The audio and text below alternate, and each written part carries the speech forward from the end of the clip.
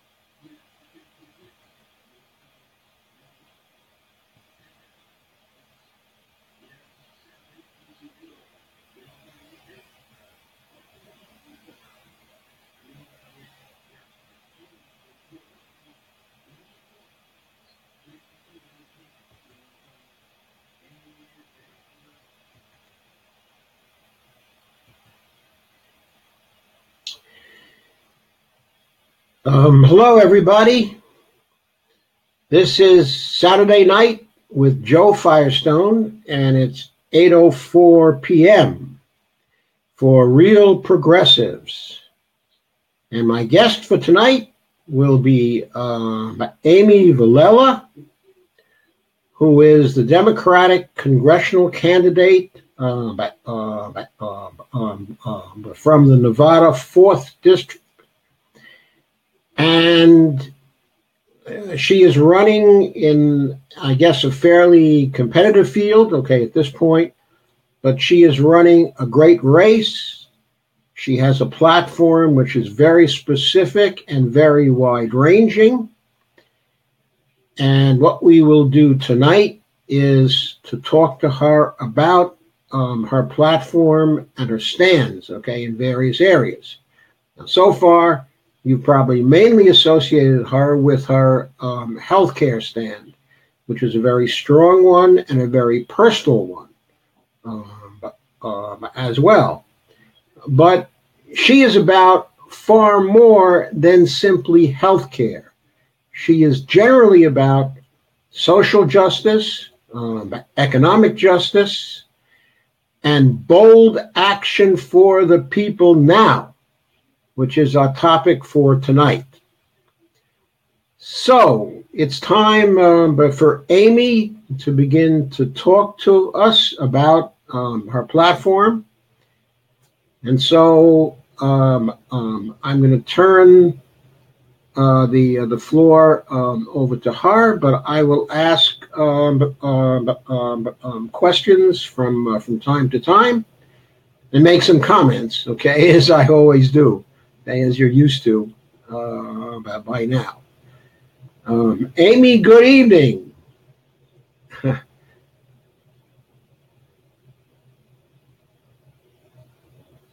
Hello, Amy, are you there?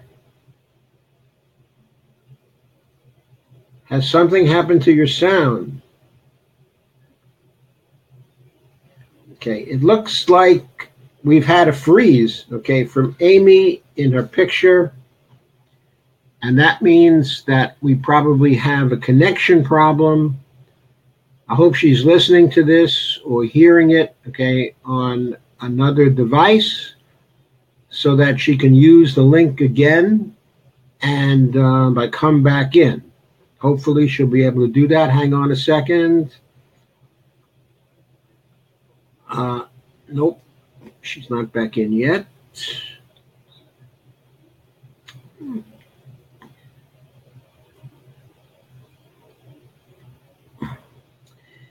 Okay, you can hear me okay, though, can't you?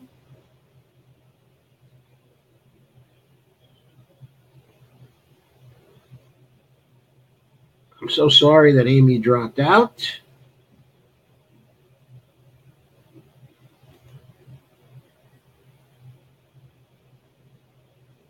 Hopefully she won't find it hard to connect again. If she does find it difficult, then what I will have to do is to go through her platform for you, and I can easily do that. But let's wait a minute or two for me to start. Here she is.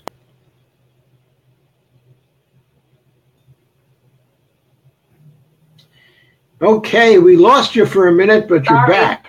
Oh, that's quite all right. Okay, so we reached the point where I asked you to start talking about the platform. And the first area is racial, social, and economic justice. So could you tell us about that, please? Sure. You know, one of the things that you'll notice with my platform is that it is extensive, but one thing that would really stand out is that I understand the intersectionality of all of the issues. When we talk about issues, normally you can probably see that there's 3 or 4, maybe more, issues that are affecting the outcome in those areas, and that you can't just look at one part of any parts of my platform without really looking at the others. But especially on this, we see that there is, you know, a real discrepancy between the different communities as far as their outcomes in schooling, as far as how many people are incarcerated, as far as their healthcare outcomes. When we start looking on those levels, when we're talking about racial, social, justice, we need to start looking at these things more holistically and making sure that we're making legislation, that we are also attacking the problems that are very specific to communities that are most vulnerable. So, for instance, if we talk about our mass incarceration problem in the United States, it disproportionately affects, African American communities and Latino and Hispanic communities. We have to start really looking at the way that we are crafting law, because, normally when we craft law and legislation, it disproportionately affects those communities, and we have a far higher incarceration of individuals within those communities. And even when we're talking about the war on drugs.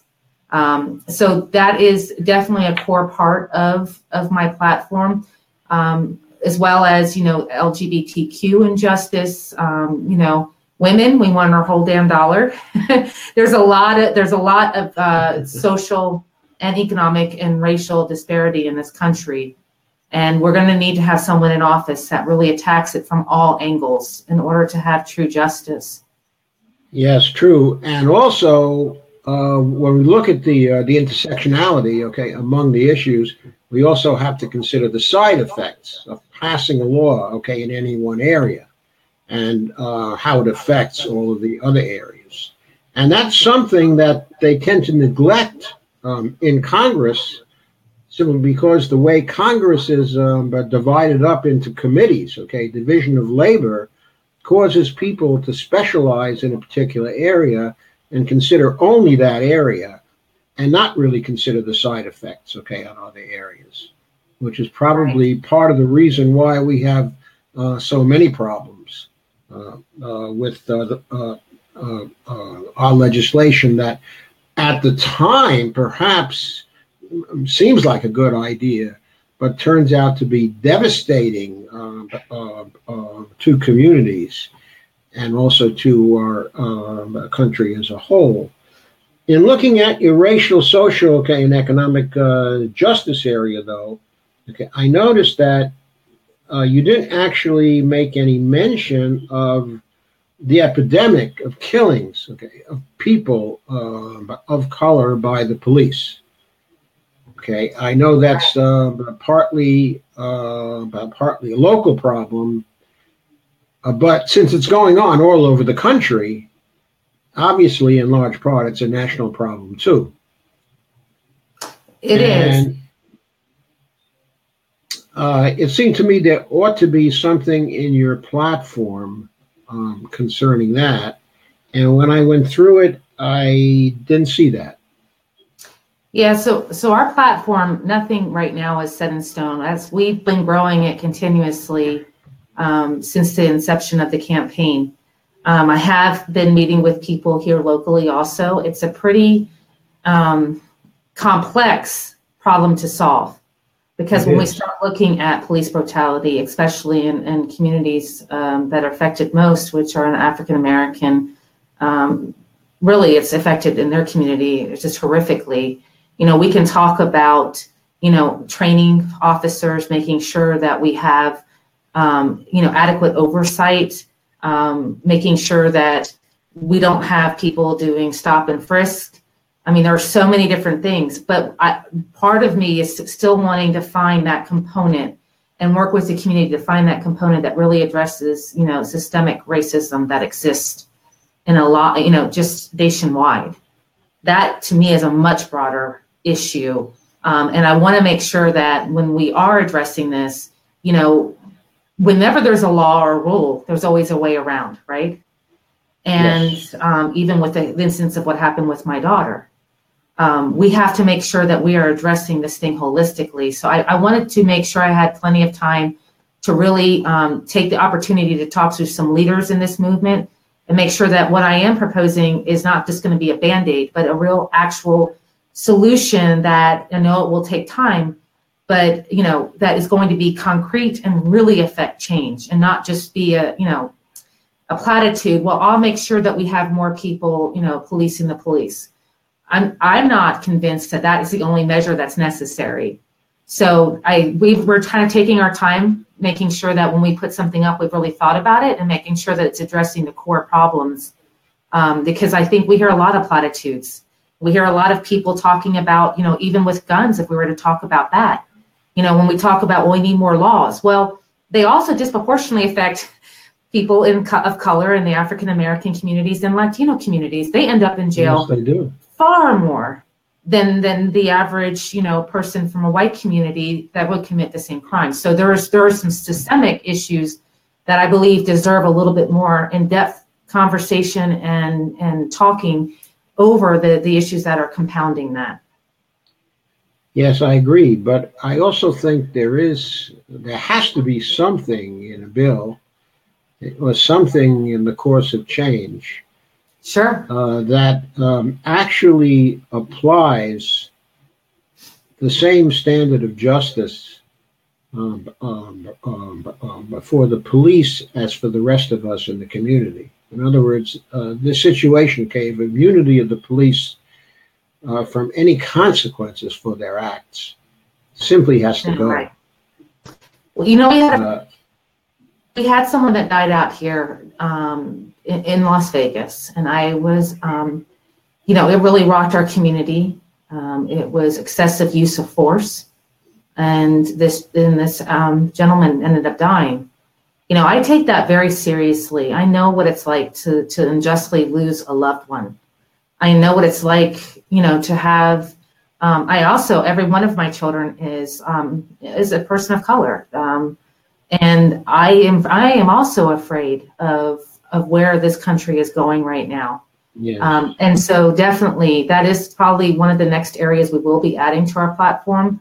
But I just felt like it needed a little bit more research in what was out there, and making sure that when I stand behind a bill or stand behind an idea, that it is going to be successful and really address the issue in a very concrete manner. Because when you start, like I said, when you start looking at a lot of the bills, some of them just do, it's really a Band-Aid. I want to find a way that we can really hold them accountable and make sure that we do not have people in fear of police in any community, but especially in those that right now are at most risk of suffering brutality. Yeah, that makes all kinds of sense to me. Let's go on to your education plank. Could you summarize that for us?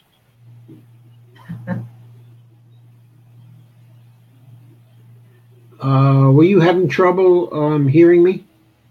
Just a little bit. Okay.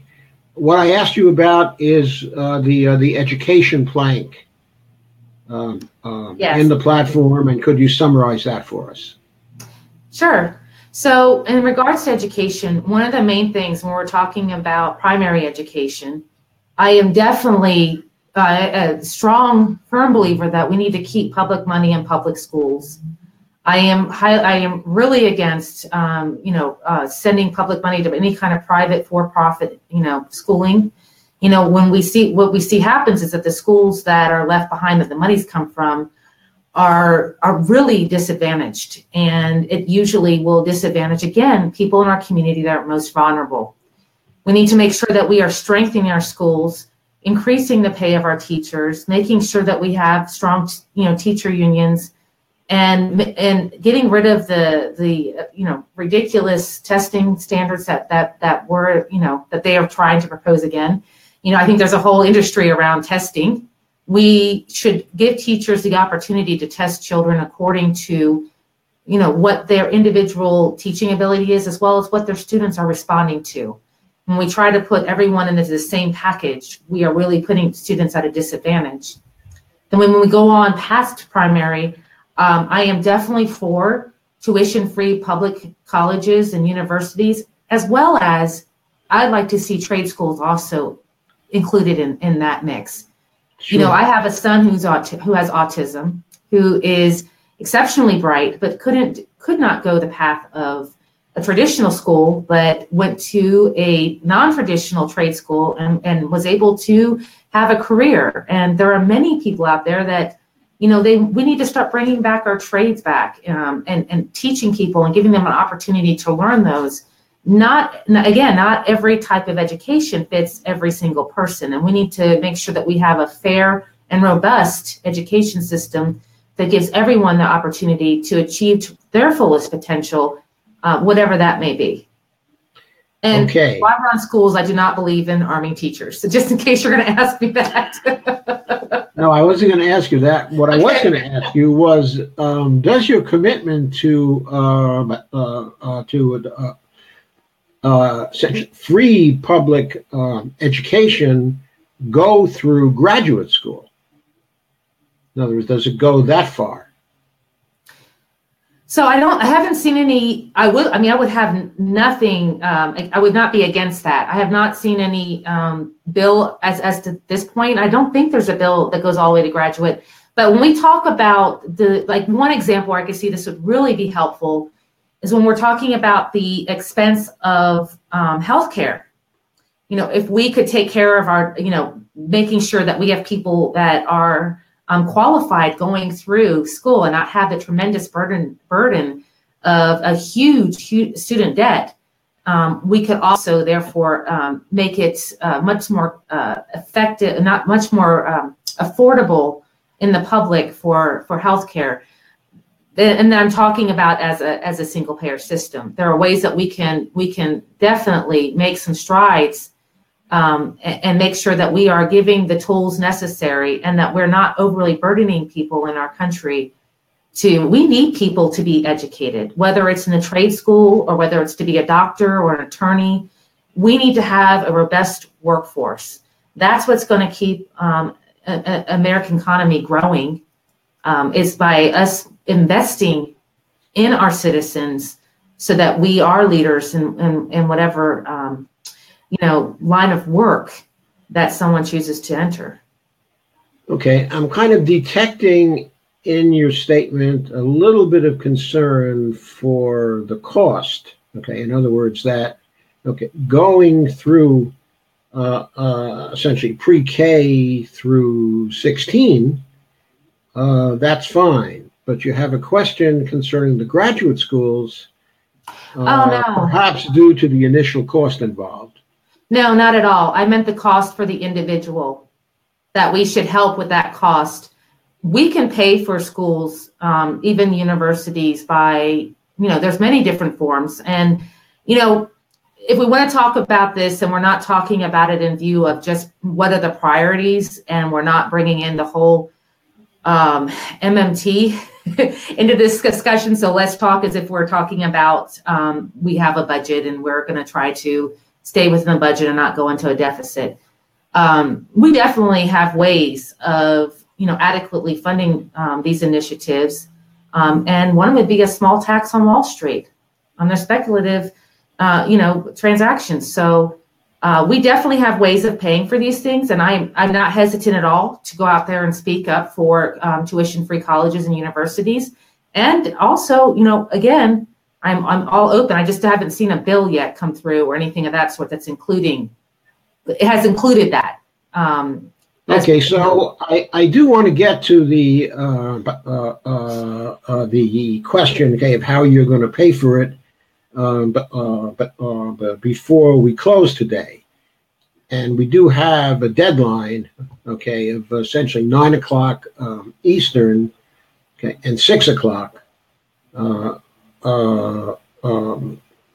in terms of the Pacific time.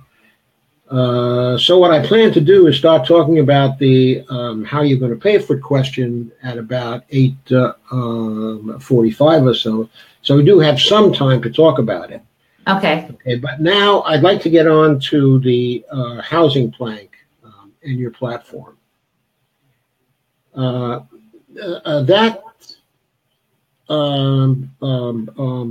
seemed to be generally very, very good, but when you talked about the specifics of it, you said something about Section 8 and compared the cost of Section 8 to some other costs in the budget.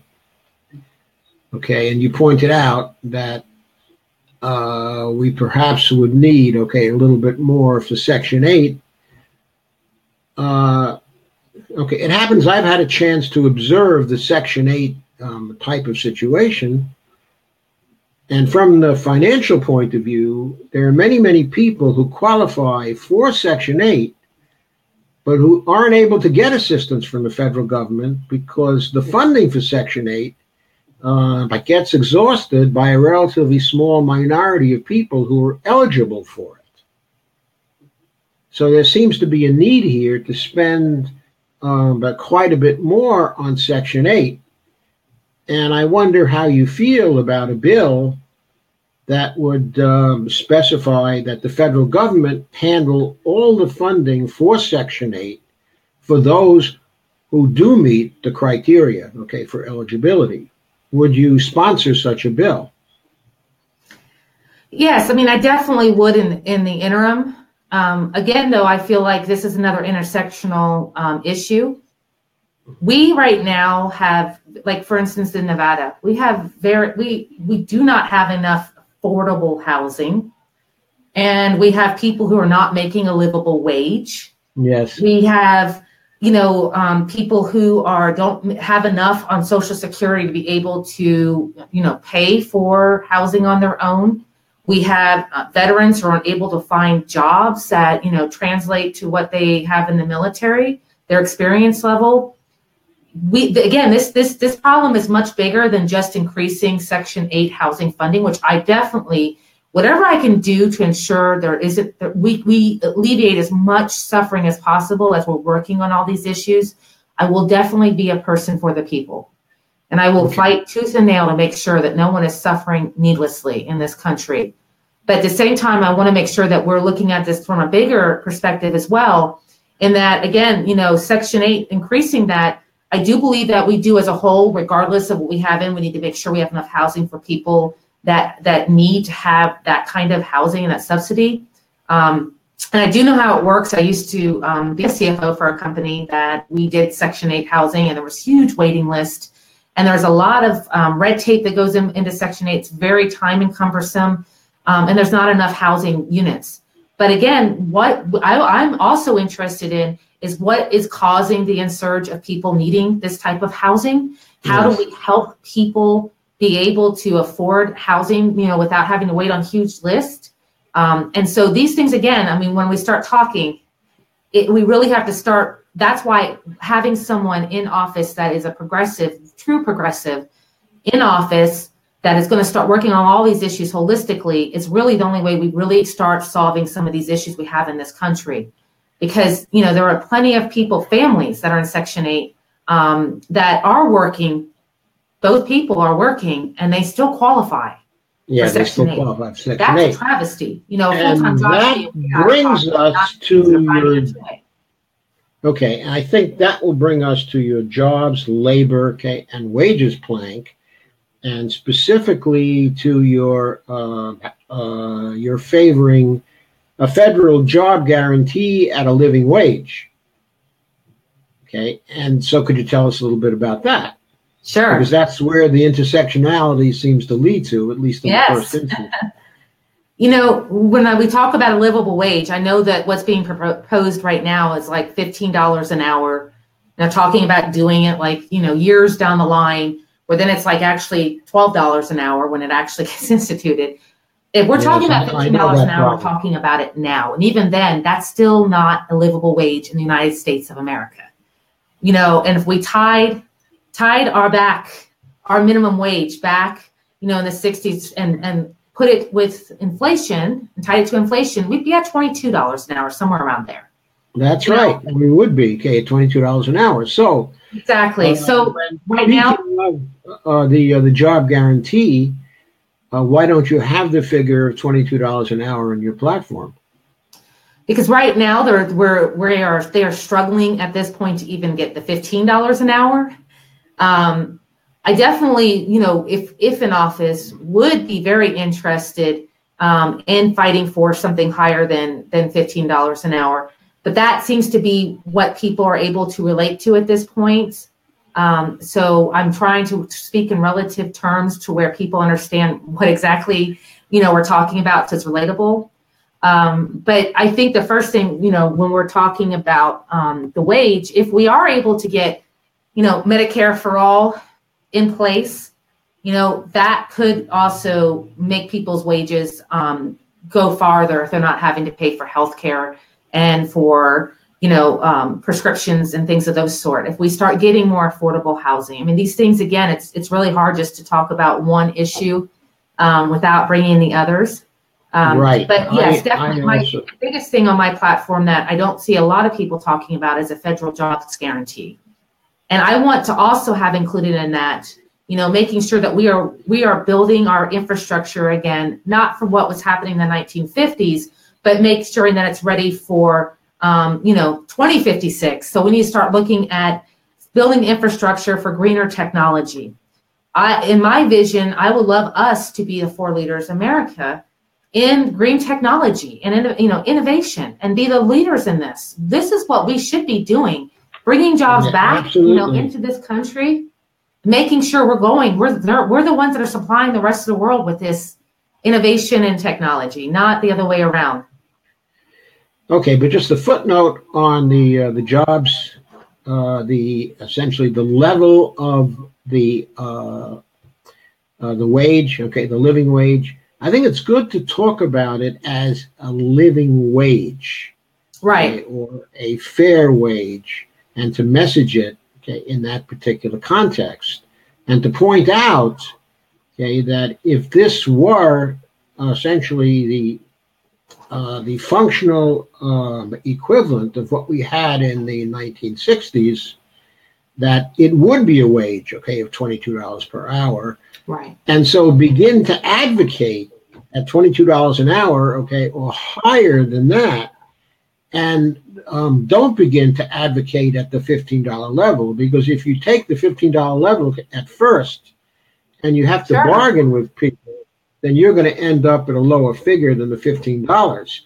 And when people first began to advocate for the $15, which I think was in 2011, or 2012, we're now 5 years later, or 6 years later, and still we're talking 15. It seems to me more and more people have to be talking, should be talking at 22, and not simply 22, but at 22 cost adjusted for the region of the United States, because it costs a lot more to live in the middle, of New York City than by Kansas, for example. Right. So that seems to me to be something we ought to go for. Also, I noticed that your JG, your plank there, is tied to infrastructure, but you don't say much actually in the platform about the intersectionality with green jobs. Mm-hmm. And the climate justice area. Your climate justice area plank is very strong, but it doesn't tie the JG to that. And, so I wondered about that. That was a question I had. You're talking about Justice Democrats? You said JD? No, JG, the job guarantee. Oh, sorry. I thought you were saying JD for a minute. We talk about a new Green Deal quite often, and that's what we're talking about, is talking about using the opportunity of rebuilding our infrastructure and using that as an opportunity to really start being prepared for having green technology. I speak about it quite a bit in person here on the trail, as well as I've also spoken about it on other shows, that this is something that is in the making. There's still a lot that needs to go into this. We need to start spending money from the government money, really spearheading this technology. We won't know exactly what is necessary until the technology is developed. There's lots. So, for instance, when we're talking about, getting rid of nuclear waste or getting rid of that kind of power, well, there are so many things right now that we need to further study. I know that there's certain types of power that can be, actually brought on by just using up nuclear waste. So, but they stopped studying it because, of economic reasons. And so there's a lot more study that needs to go into this, but we need to start investing in that. I am a firm believer that we need to be moving towards having, being on total renewable energy. And not just having renewable energy in this country. I'm looking at this as a way for us to really put a lot of people back to work in this country, start being the ones that are developing this technology, and lead the way. I entirely agree. We have the ability. It's just, do we have the willpower? And can we get past the oil, gas, and energy companies? Can we get them out of our politicians' pockets far enough so that we can start going down that path? Okay, so let's get to healthcare. Your ideas on healthcare are very, very specific, of course, but you don't specifically mention HR 676 as a bill that you would support. Oh, anyone knows me knows that's like, I'm definitely a huge supporter of HR 676. But I talk about it specifically about what is included in the bill and what I'd like to see added. So I'm very specific on and what would you like to see added to HR 676? I want terminology in there that addresses the need for some of our communities that are often overlooked. I want to make sure that we are covering, gender reassignment surgery and not saying that it's cosmetic. I want to make sure that we are covering PrEP as we do Viagra. I want to make sure that we have full, women's reproductive justice, addressed within the bill. There are some specifics that I would fight for amendments to the bill once it hits the floor in Congress. So to me, again, it's one of those things that there are things that, yes, I think it's a great start, but as with every bill, nothing is done in entirety. It's very vague and generalized at this point. So I would definitely, that's why it's so important that we need to have people in Congress again that are going to fight for the amendments that are necessary and make sure that everything that we need to make sure we have comprehensive medical care for everyone is included on that bill. So that is definitely one of the things that I am a very ardent supporter of. And I actually like the House bill better than what's in the Senate. And I love Bernie. Yeah, so do I. I like the House bill much better. Yeah, so do I. I like it better because it's implemented more quickly, much more quickly. And since it is implemented in that way, it saves lives. Yes, that and also it really does more completely, eliminate the for-profit insurance companies. Yes, I agree. So I am really more in favor of HR 676 in the Senate version. So that's, yeah. Okay, so the question is, when you campaign for it, what I wonder about is whether you talk about the fatalities that have existed since we failed in 2009 to pass an earlier version of HR 676, essentially because the president and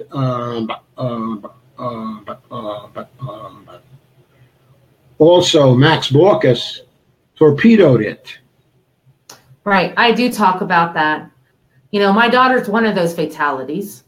I know. And when I talk to people, I try to talk in real terms. I tell them, we hear that it's, 30 to 35,000 people a year, even after the ACA, die. And I say, just stop for a minute and just think. That, to me, that term is very real. It's very concrete to me.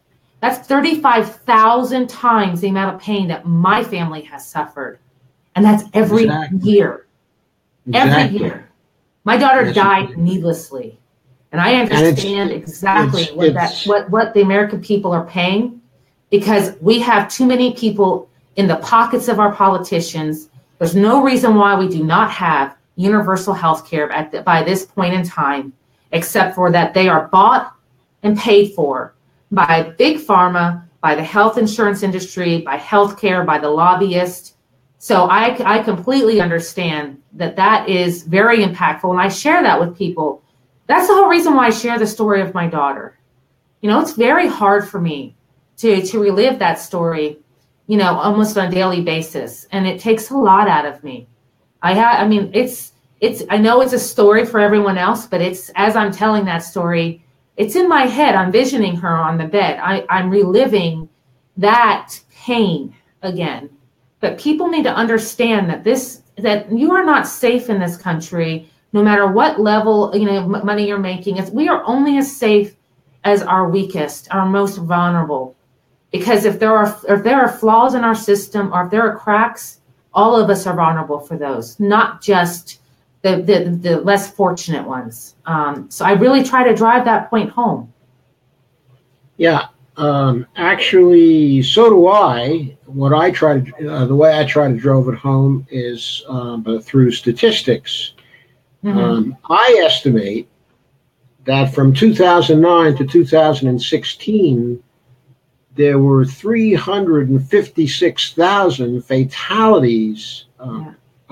in the United States uh, due to the lack of a Medicare for All bill, That's tragic. a single payer bill.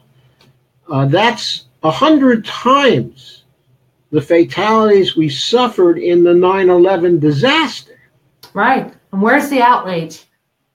Where's the outrage from Well, our politicians?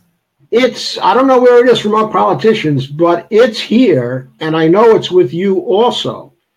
And Yeah. it's with many people in our group. When I say our group, I mean the real progressives group. This is one of the things we are most angry about.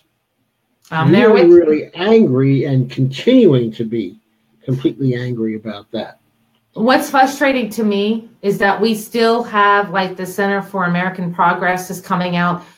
That angers me. Oh, We have that people angers me dying, and too. because of your money and because of your insatiable, want of Greed. power and to be part of this whole political game that they're all in, it's all like a political game. You're willing to sacrifice people. That enrages me. I always tell people when they're like, well, are you angry because, like in the race I'm in, are you angry because the other people in the race? I'm like, no. Where my anger comes from is that I'm tired of the political games. People are dying, people are hurting, people are hungering, people are just suffering across this country. And they may suffer from a different reason than I am, but I understand that pain is pain. And it's enough. Yes. It is Yes. enough. And we're only talking about the fatalities. We haven't said anything about the divorces, the bankruptcies, the mortgage foreclosures. Right. All of that is due in large part to our health insurance system and the way it works, and to the way the providers work, and to the way the politicians work. It's absolutely outrageous. I agree. Anyway, due to shortage of time, I want to shift over to democracy and also voting rights. You want to pass an amendment to get rid of the CU decision. Yes. Okay. That's probably going to take 6 to 7 years. And Sure. maybe that's optimistic. It may be Right. 10 years. So basically, what do we do in the meantime to get funding out of politics? These are these private funds out of politics. Well, the very immediate thing that we can do as an American public is check out who's funding the candidates in your area and only support those that are not getting funds from anyone except for the people. No corporate PAC money. That's something all of us can do. You can go to opensecrets.org. It doesn't take a long time, and just research. The next one will be out April 15th, and you can definitely check it out. But once we're in office, not only as a congresswoman would I be using my platform to be educating the public on the issues, but we also need to get rid of voter ID laws. We need to make sure that we're working to stop, work against gerrymandering.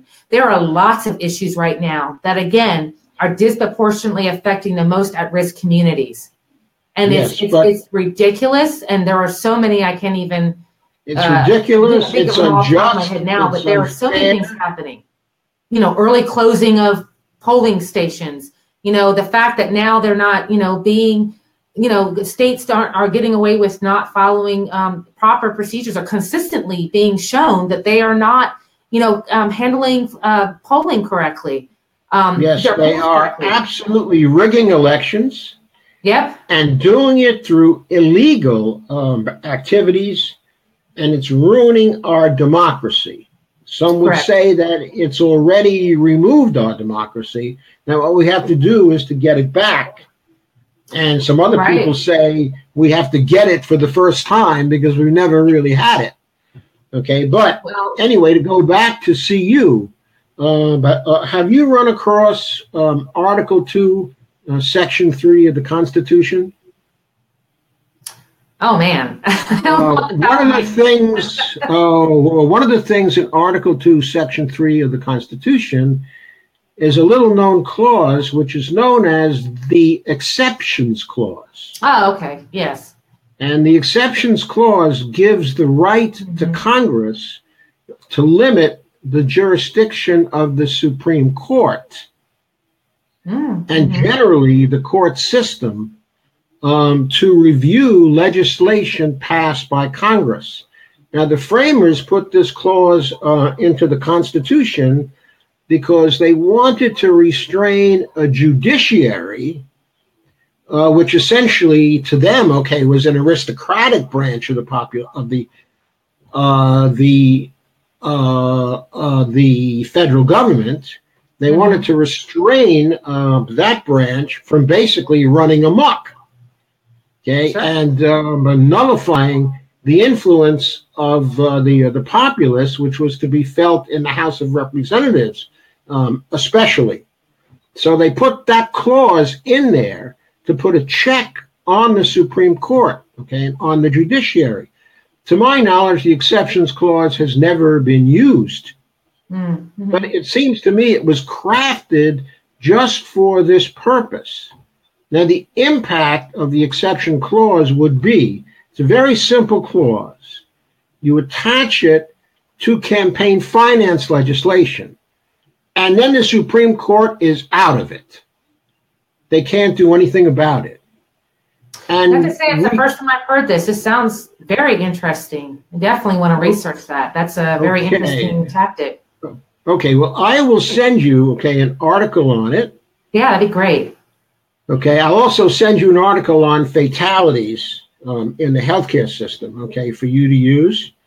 And with respect to Article 3, Section 2, I've talked to Tim Canova about it, and he agrees with me that this would be a constitutional thing to do and probably a very good thing to do as an interim solution. Prior to getting an amendment. I've been really stressing that if we lose another member on our Supreme Court, that's one thing I've been worried about, especially under the administration right now. And that would be great if we could circumvent the whole path. It takes a lot of time. It takes a lot of momentum. But and one of the things we have to do, we see that when the people come together, we have been reintroduced to our power as a people. I think we see that a lot with the progressive community. We do have a way of starting to sway the conversations and sway what's happening in Congress. So I'm definitely very interested in that and continue to speak on it. So definitely send it over to me because I think that's important. Okay, I will send it over to you. And then the final thing that I'd like to talk to you about, I guess we have another 12 minutes or so, to go. So what I'd like to propose to you as well is that there's very little need for you to worry about the spending limits when you advocate for things. This is particularly important for the job guarantee bill, because by my estimates, there are still 24 million people out there who do not have a job and who would like to get one under a job guarantee. And if you pay them a living wage on that, then the cost of that is probably going to be in the neighborhood of $650 billion per year at the start of the program. Now, it will have an effect on the private sector. It's going to stimulate, the private sector. And so eventually, in just a few years, the cost of that bill would probably fall to $250 billion a year, something like that. So it wouldn't be such a heavy bill. But, let me get to the point. Out of up north that it's going to be released. I'd urge everyone to watch Bernie's town hall that he's going to be having here, I think, on the 19th. I don't have my calendar in front of me, sorry. But They just did a study, and actually they were looking at the effect of the bill. I mean, if we're going to talk to people that don't understand MMT, and we're going to be talking about this bill, because, you know, MMT, you know, even as a CFO, when I first heard about it, I had to like take a second listen, like, okay, let me hear this again. But we need to start really messaging on that and finding ways to message on it so the average citizen can understand. But until that point, we have to be able to. So I think that I found a way. Okay, so let me talk about that way for you. Okay. Okay. Well, I was going to tell you the bill, when they did the research on this bill actually is very negligible with the price tag, because there are many other programs that they would not have to be spending money on, both a state and a federal level. So, okay, but I think you have to look at the assumptions of that bill. I think I know the people who are working on that bill, and I suspect that they're going to be thinking in terms of $12 an hour as a living wage, or maybe $15 an hour, okay, at a living wage. And if the estimates, okay, that I gave you are based more, they're based more on a figure of $20 an hour, and cost adjusted, okay, across the country. And I doubt the study you're talking about has considered that. Okay. Okay. But anyway, to make the point, okay, what I'll do now is put up on the screen a simple clause that could be added to every appropriations bill or CR bill passed by Congress. And here's the simple clause on the screen. It has two sentences. The first sentence says that but Congress, when it passes an appropriations bill, will order the Federal Reserve to fill the Treasury spending account with the additions to reserves in that account that are needed to spend the amount of money Congress actually mandates the Treasury to spend. Right. Okay. So in other words, the funds are there from the beginning, so there is never any need to sell any debt instruments. No more need to sell debt instruments. What the second clause does, okay, is that it directs the Federal Reserve to fill the Treasury spending account with the amount that is needed to pay off the debt instruments that are falling due with respect to the period of the appropriation, which means that if this becomes a boilerplate item for all appropriations bills in Congress and all CR bills in Congress, it means that the whole federal debt would gradually be paid off without having to raise any taxes, okay, or do anything like that. Okay? So, also another effect, okay, of this bill would be that it would be separating the spending function from the taxing function, basically recognizing that the two functions are different in government, and that spending function is for the public purpose. It's for doing good things for the people. The taxing function is for draining money out of the economy, but such that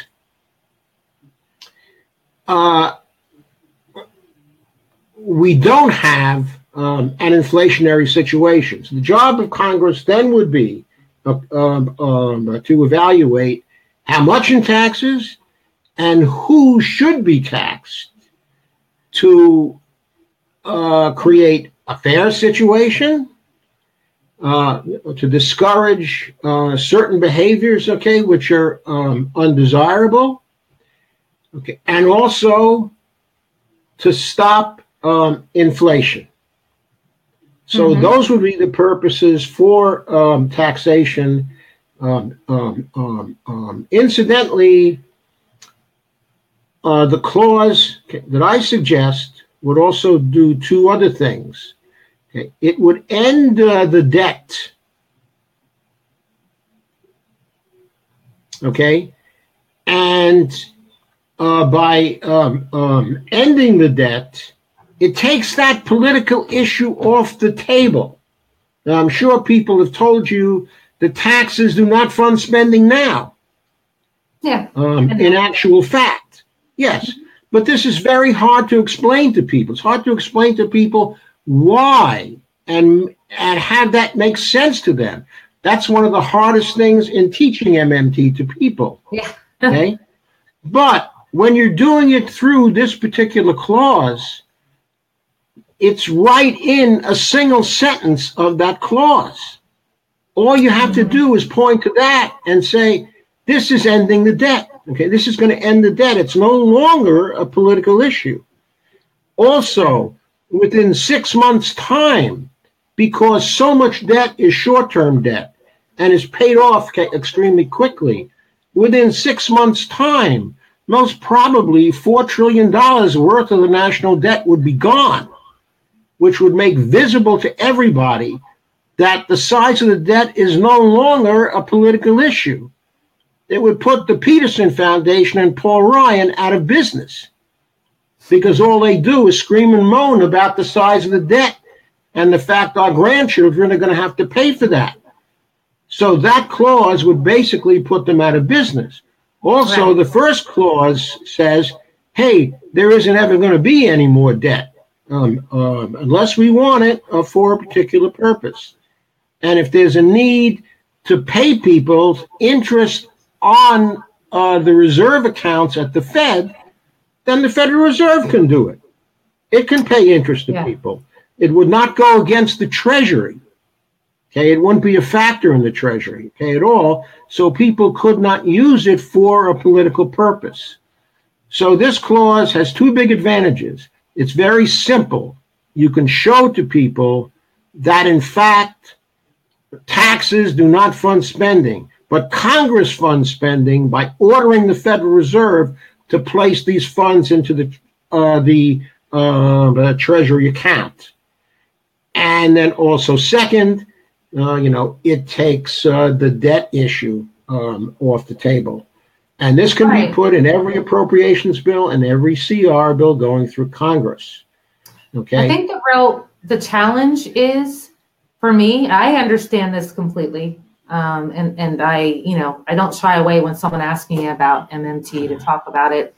The issue for me, I think a lot of people who are candidates and running for office are.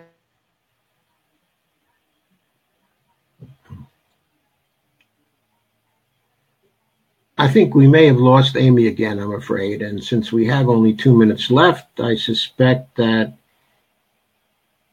she won't be coming back. But for now, I'll be in touch with her, though, and try to get her back fairly soon to finish our discussion here. In the meantime, I will certainly communicate with her. Okay.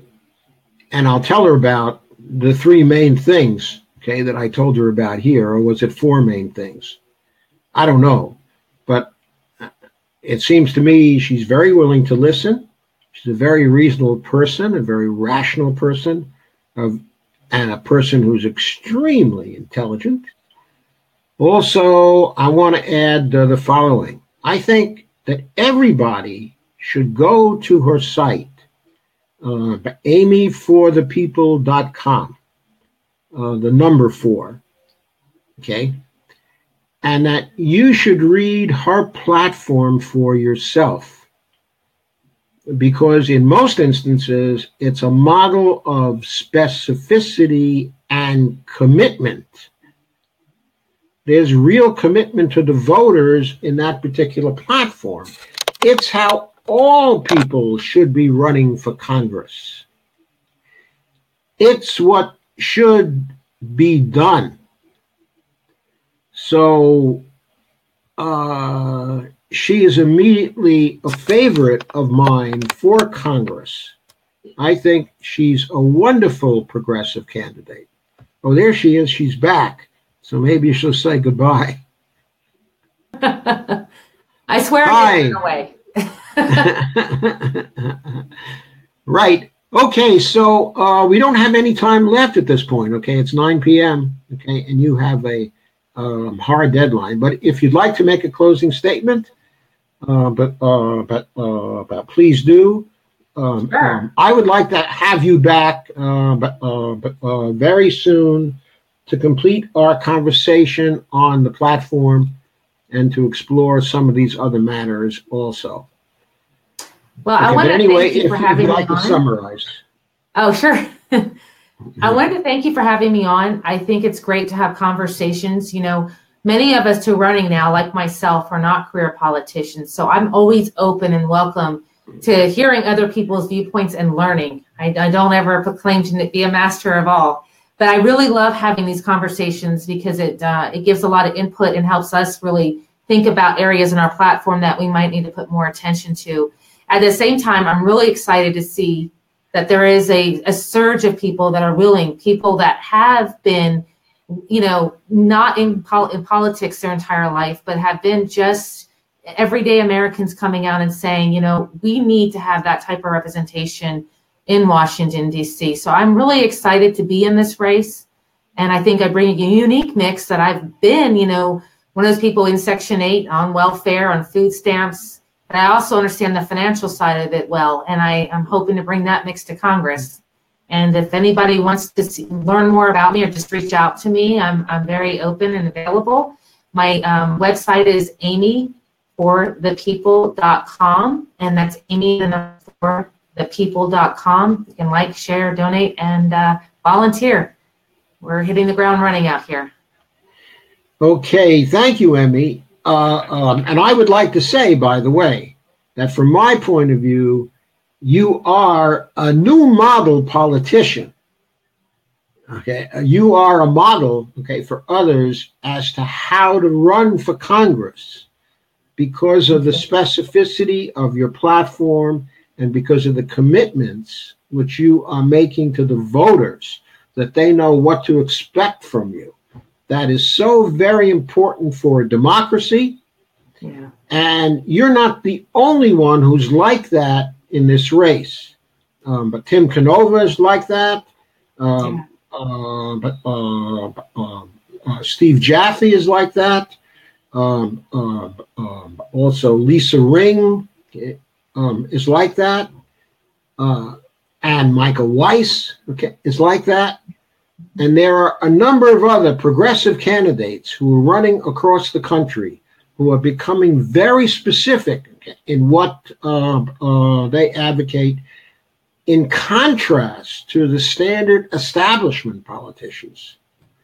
And I think that's exactly what the real progressives, at least, would like to see. Oh, so you certainly, are our candidate. And if I were voting in your district, I would certainly vote for you. There would not be any question. Well, thank you. So thank you very much for coming on. And I'd like to arrange in a few weeks, a second interview to go into some of these matters. I would love it. Thank you so much for having me and teaching me something new today. I appreciate it. Okay, so good night. And I'm going to continue this with question and answer period, with our people. So thanks, Amy. Thank you so much. Bye, everyone. Thank you for your support. So long.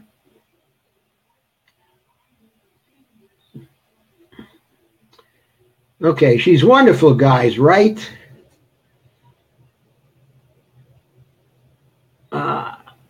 So time for comments and for questions.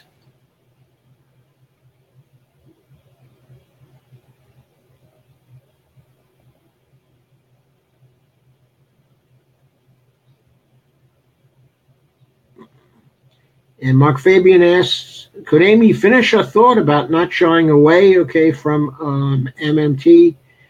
I couldn't give her a chance to do that because we were really short of time, and I just had to emphasize the basics of the last idea for her, so she could understand essentially what it is.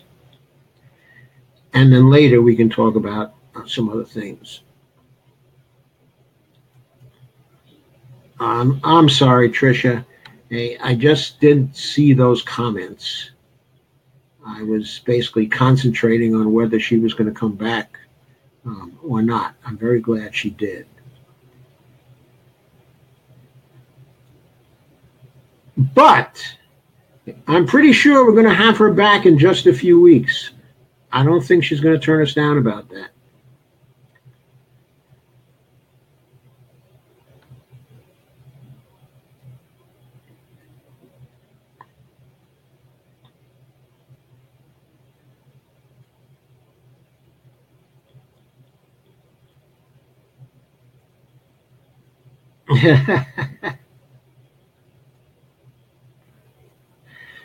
Okay, let me say something about that.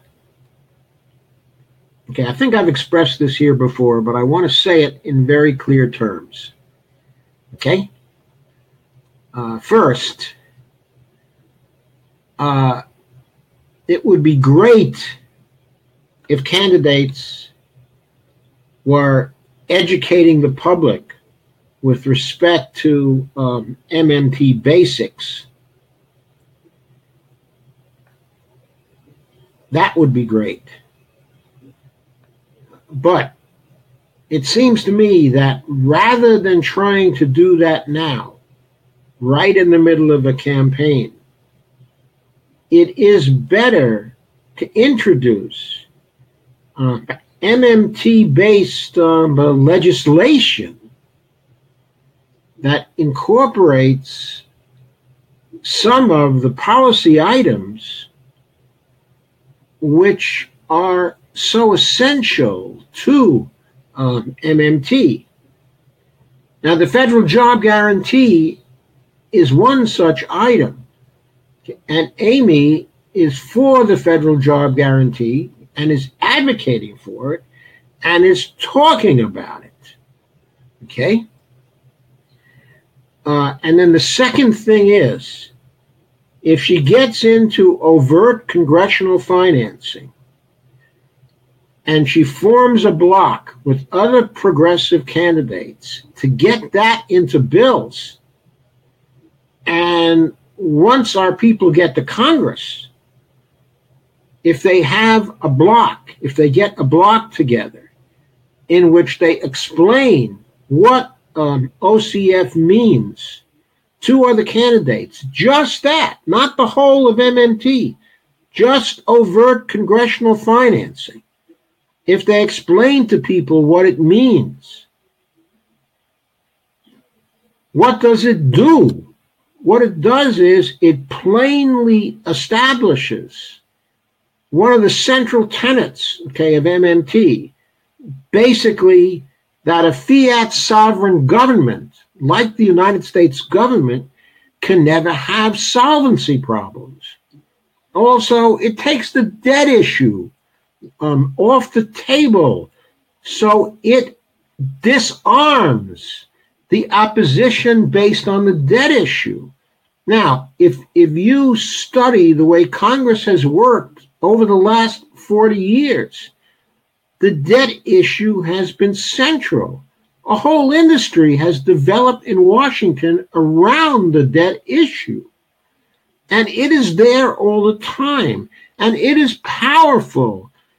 And it introduces a hesitation by people to talk about anything that smacks of deficit spending. Or if there is deficit spending, it gets them to talk about reducing the deficit as soon as they can. It's the debt which is driving that, the debt issue. If we take that off the table as a political issue, and yes, I know it would be great if we could convince people or persuade people that it's not a real financial issue, that it is a real issue. But whether we like it or not, it is a real political issue and a very, very powerful one. If we could get rid of it in the first year, progressives take over again by putting in overt congressional financing. If we could do that, then bang, it's gone from politics. It's immediately gone. And if it is immediately gone, then it means that the floodgates can open up for progressive economic programs, for the kind of fiscal policy that we want to see. So I don't see enough emphasis from MMTers about this. In other words, we want to teach people that taxes do not fund spending. We want to teach people about the real facts of what goes on in Washington right now. But the truth is, far more important is changing these facts on the ground so that things don't operate in the same way anymore.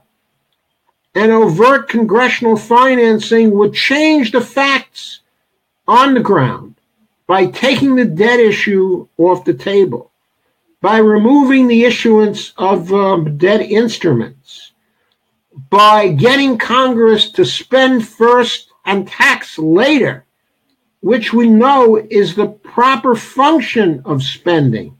That is, it's proper, and we know that the logical order of things is that spending comes first and taxing comes later. Putting in overt congressional financing would create that situation as a fact on the ground. It would change the function of CBO, or at least lead to easy changes in the function, of CBO, and change the fact of the way CBO operates on the ground. Now, we can change the facts on the ground by educating a relatively few Congress people and having them go through overt congressional financing, or we can change the facts on the ground by educating most everybody about MMT. I put to you, which is going to take a longer time? Which is going to take a shorter time? Which is going to have an immediate effect? Which is going to get us the legislation more easily that will benefit people, that will end the deaths, end the austerity? I submit to you, it's getting overt congressional financing as a part of every appropriations bill and CR bill. We don't have to teach all of MMT to get that done. We only have to teach that this part of MMT, or this part that's suggested by MMT, that this part would be very, very good for achieving public purpose and for achieving the benefits that we all want to achieve. So I think that's what we ought to do. And I'm going to keep on preaching this. I know I've been preaching this a lot here, and you're probably all sick of it by now, but I'm going to keep saying it because the fact is, Greg Paulson says, yes, the debt issue is BS. Yes, it's BS. Right. Don't you feel good because you know it's BS, and other people don't? Okay. Where does that get us? I don't know what it costs in order to get on the New York subway these days. I'm not up. But it doesn't get us enough money to get onto the New York subway. Okay. What I'm saying is we need to figuratively get on the New York subway. And to do that, it's much, much easier to educate people about OCF than it is to educate them about MMT in general. or even talk about the subject of MMT in general. And notice that increasingly at conferences, which are not MMT conferences, but that are political conferences, okay, the MMTers themselves don't talk about MMT. They talk about the job guarantee. They talk about that. They talk about, maybe Medicare for all. And they talk about, well, we don't really have to worry about deficit spending because, look at what the Republicans did. They just engaged in deficit spending. They're not worried about it, so why should we be worried about it? That's not MMT that they're talking, because they know that it's difficult to educate people in political conferences about what's involved, okay, in MMT in any rapid amount of time. So they're being practical, and they're saying what we have to do is get a job guarantee passed, because that's the single most important program suggested by MMT. And they'll also say we need to get a Medicare for All program passed. And that's because that's really vital for people right now. They'll say things like that. But Stephanie Kelton, who proved in her research that taxes do not fund spending, in the political conferences that I've seen her in recent years, she does not start arguing with people about whether taxes do or do not fund spending. She doesn't even say that taxes are not necessary to fund spending. In Washington, D.C., she doesn't say that. When Jared Bernstein is in the room, she doesn't fight with him over that. I've been there. I see it. I saw Pavlina Chernyeva give a job guarantee presentation. It was excellent. I didn't hear the phrase MMT. I didn't hear it. I didn't hear a mention, okay, of modern money theory. That was brought up a little bit in the audience later, very briefly. But generally, the conference was not about that. It was about political measures. Now, overt congressional financing is a political measure that can be taken that will remove debt worries and solvency worries and things like that and change the spending game in Washington, D.C. And politically, that is what we have to do. To get the education done is going to take years. To get this done will only take a Congress that is much more progressive, so we can put forward a block of 30 to 40 Congress people who insist that they will not vote for appropriations bills until this clause is in there. That's what we immediately need. And Johnny Axum, who's running for Congress in the Minnesota 01 district, is here, and he is commenting right now. He is commenting to you. We have to elect people like me that will vote to include it in the budget appropriations bills. Yes.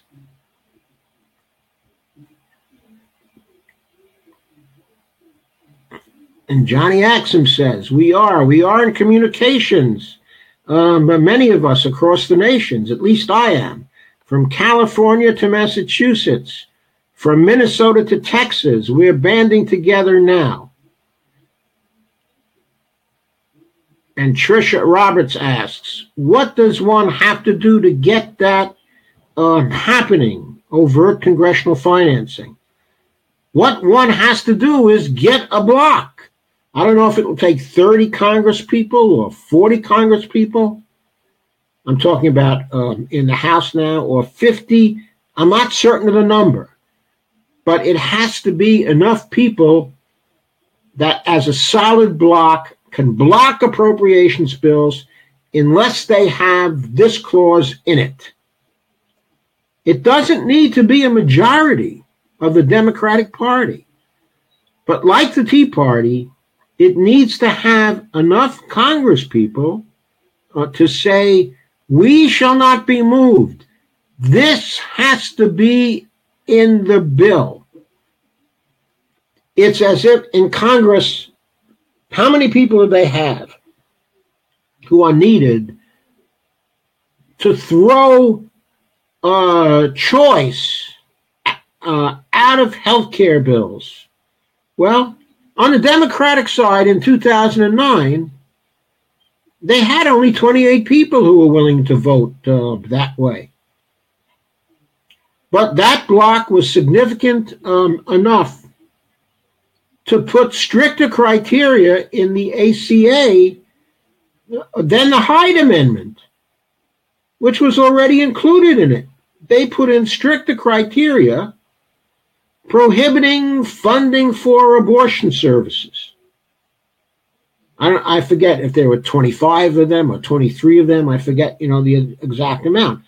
But it was that amount of stubborn people who would not give in, who caused their tremendously damaging clause to be placed in the Affordable Care Act because the Democrats felt it had to be gotten through. I'm saying if we have 30 to 40 to 50 people, we can get them in Congress, we can have OCF. That means if we have enough success this year, we might be able to pass it even in 2019. And if that happened, it would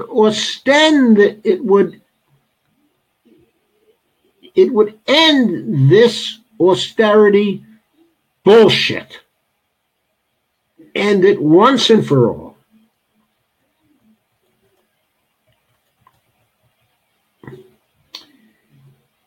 Okay.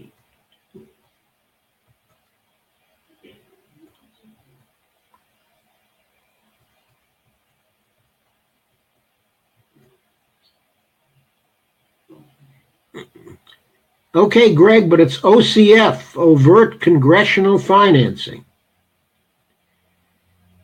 And there are many articles on it already at the Real Progressive site, and even a few more at my personal site, josephmfirestone.com.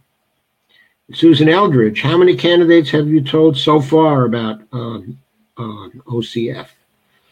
Well, probably at least 12 candidates have now heard about it. And of course, I'll be continuing to do these interviews.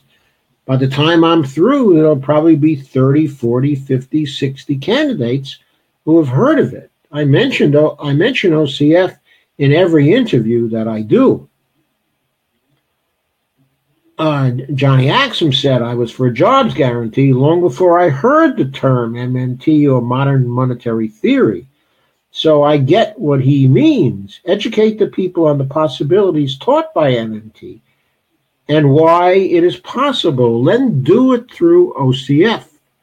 Yes, you have to talk to people about results, about the good things they're going to get. Then they will support you. And if the difficult question comes up, how you're going to pay for it, then you tell them exactly how. You don't educate them about MMT. You tell them, here's this clause. See what it does? I am going to work with other people who think like me to get it through Congress. I'm going to put it in bills. And you can see yourself. It reduces the debt. It prevents any further issuing of debt instruments. And it's going to pay for it. It's going to pay for it in the way the Constitution said things ought to be paid for. It's going to be paid for by Congress paying for it. According to Article 1, Section 8 of the Constitution, it says Congress does the spending. This is like Article 1, Section 8, updated to modern times with respect to the delegation of the reserve creation power to the Federal Reserve, because here Congress orders the Federal Reserve to create the reserves in the Treasury spending account necessary to spend its appropriation, to perform the mandate which the appropriation is for the executive branch. So it restores a fundamental principle of the original Constitution. That's another advantage of it. It's another messaging that can be delivered in favor of it. And Teresa Sanders says, would be great if Savage Joy could do that also. Well, Savage Joy does her things and I do mine. And Joy is doing a great job in doing what she is doing. And I'm sure if one day she feels comfortable about talking about things, like OCF and some other aspects of MMT, then at that time she will do that. But until that time, you can hear about these things from me, and you can hear about these things from Steve, and you can hear about these things from Jeff Ginter and from a number of us who talk the details, of MMT. Okay? But of course, I'm increasingly talking less about the details of MMT as a general topic and talking more about the specific topic of overt congressional financing. Because even though overt congressional financing comes out, of MMT, and does a basic thing that MMT says is what the government does anyway, it's just so much more simple to teach it. Now, I'm not saying we won't have to continue teaching MMT. Of course we will. We need to continue teaching the public purpose aspects of MMT, which are very important. We need to continue teaching the trade aspects of MMT, which are very important.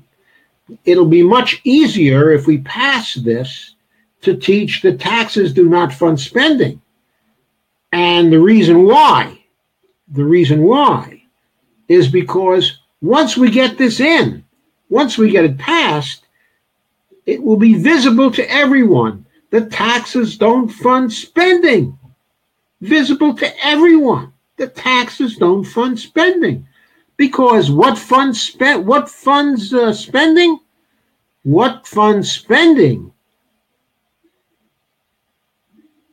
according to this clause, will be Congress's orders to the Federal Reserve to place the money in the Treasury spending account.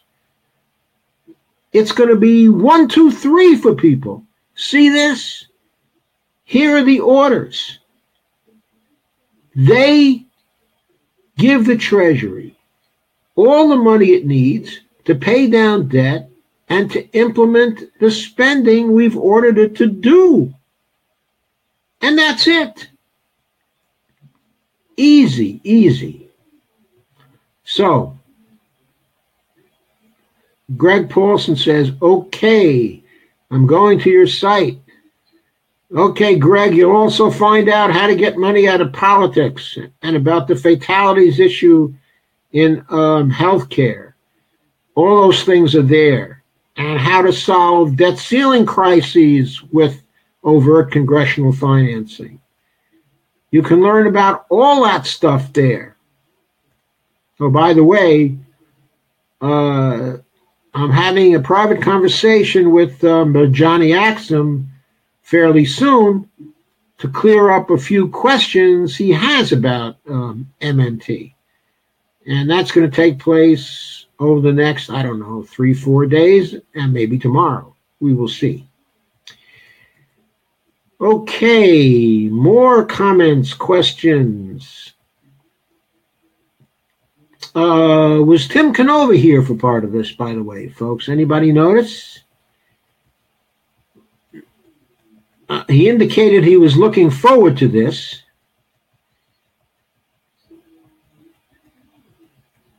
So I was half expecting him, but based on the comments,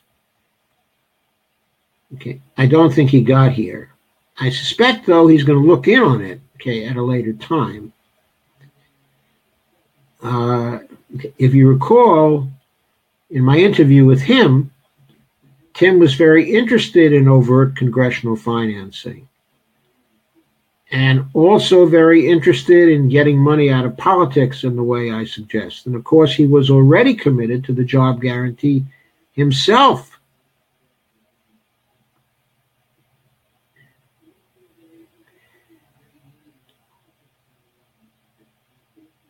And Tricia Roberts asked, what about the pain we are causing to millions in Western Asia due to U.S. empire imperialism? Let me try to answer that for you, Trish, based on Amy's platform.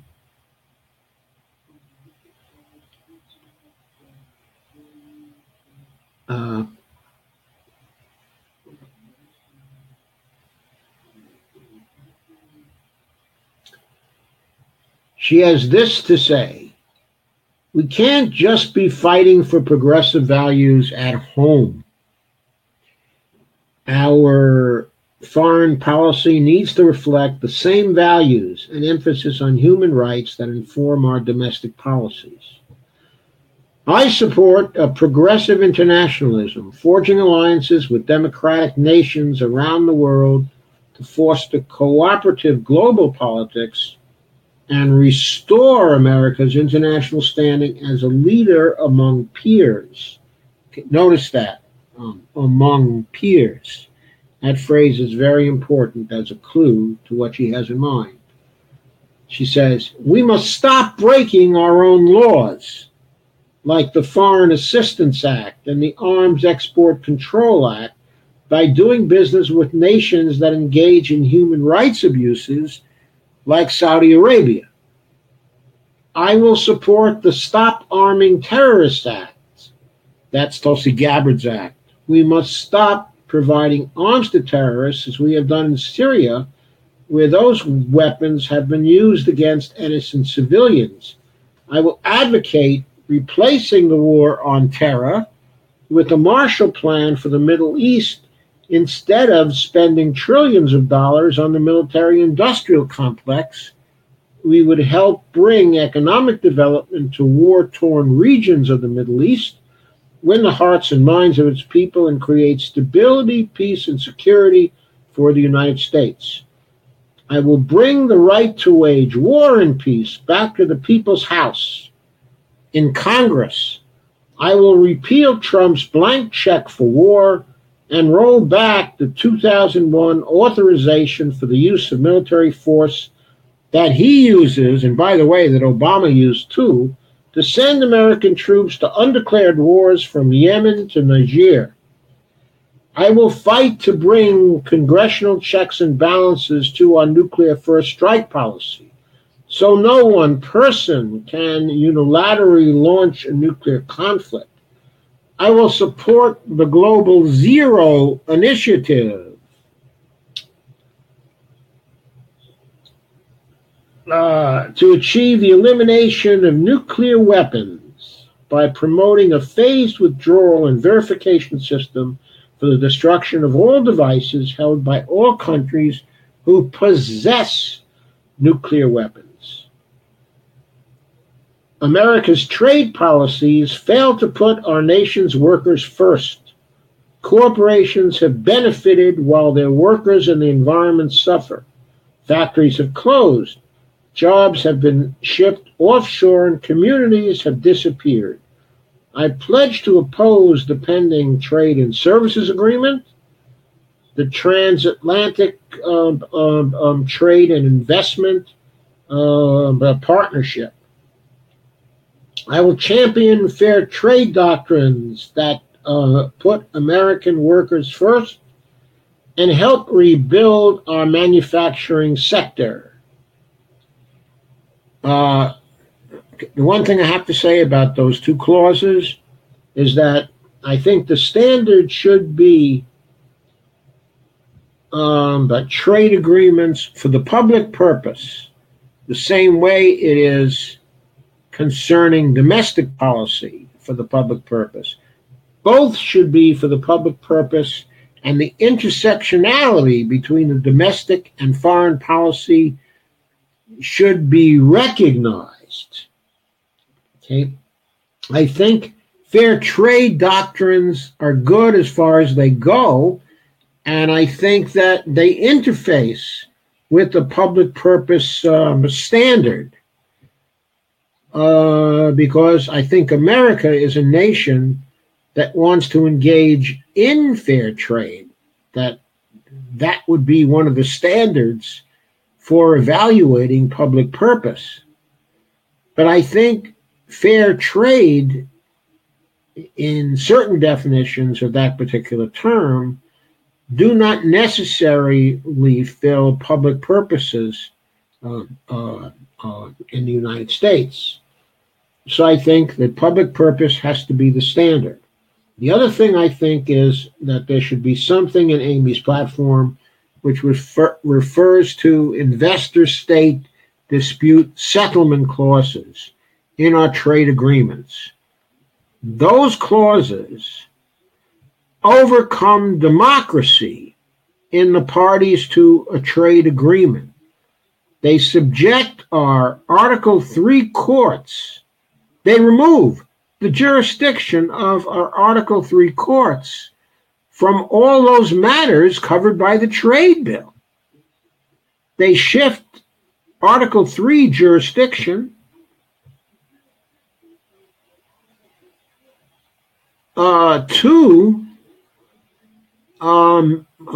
arbitrators, international arbitrators that work for, generally speaking, but corporations. They replace our courts in adjudicating trading disputes. I think we cannot have that and still maintain the sovereignty of the United States. So I think those clauses in trade agreements have to go. Not just the TISA agreement and the TTIP that has such a clause in it, but all the existing trade agreements that have an ISDS clause in it. All of those, I believe, are unconstitutional. And Amy's last plank in her foreign policy platform, our State Department has been gutted under the leadership of Donald Trump. I will ensure that our vital Foreign Service Corps is re-empowered. Well, I don't think we should give the Democrats a clean bill of health on that. I don't think the State Department has been very well funded for a long time now in comparison with the funding that has been given to the military and the intelligence services and the Department of Homeland Security. And more importantly, I think the funding for the State Department has just been inadequate for a long, long time. Now our foreign policy has suffered because of that. So I think we have to do more than just heal the gutting that was done under Donald Trump. We have to go further and restore a much higher standard to the State Department, okay, than we have now.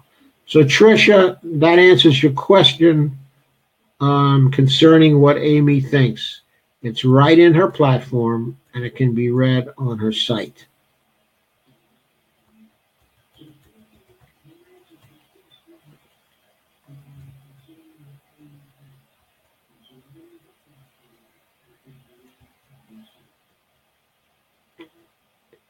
And D. Hagalaz says, thank you very much, Joe. Will you please post those stats on deaths caused by lack of health care? Just go to my site and find a post there.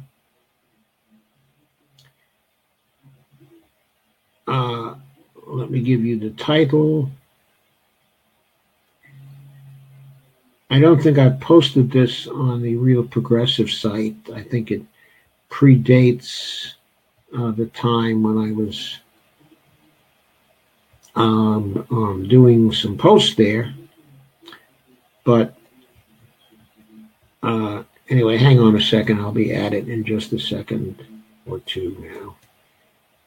And I'll give you that answer. Anyway, it's josephmfirestone.com. And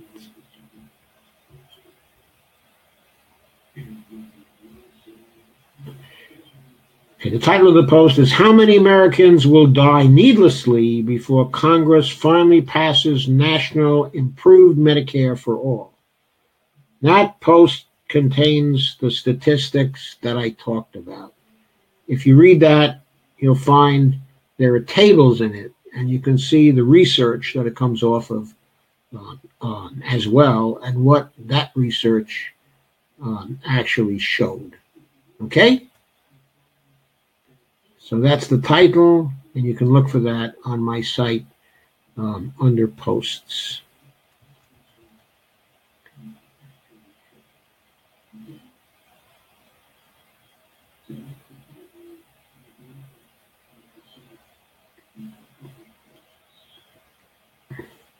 Susan Eldridge says that Medicare covers medically necessary hormone therapy and sex reassignment surgery. So HR 676 will also cover it too, since it is based on the current Medicare model we have now. And it says, I don't think an amendment would be necessary. I tend to agree with Susan, but I'm sure Amy will investigate that very carefully, and hopefully that will make her job a lot easier than she thinks it is.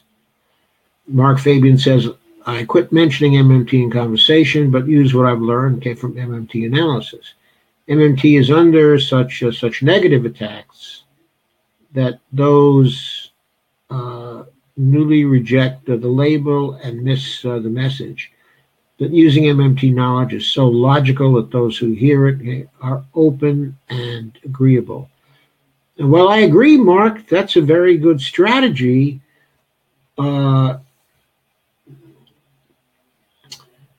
Let's see them argue with overt congressional financing. Let's not worry about MMT. Let's see them argue with OCF.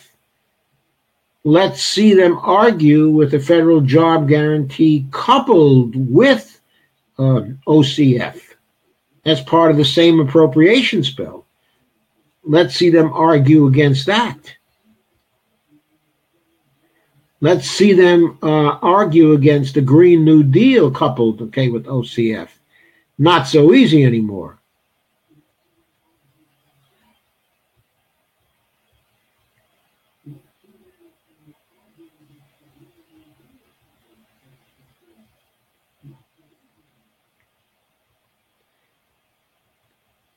When Amy comes back on, I'll get her to continue her thought. I'll reconstruct her thought for her and ask her to finish it.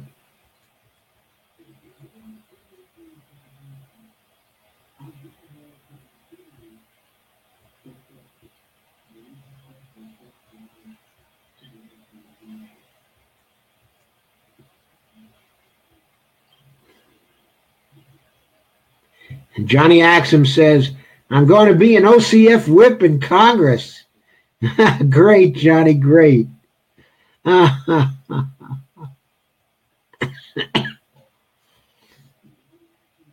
Okay, thanks, Johnny, for coming and for making your comments. Since Johnny just said he had to leave.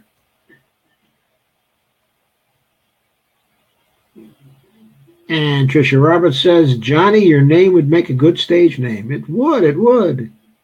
Axum has a certain ring to it. And Mark Fabian asked, if overt congressional financing becomes a reality, would the Treasury stop selling bonds? Would a zero interest rate actually be possible?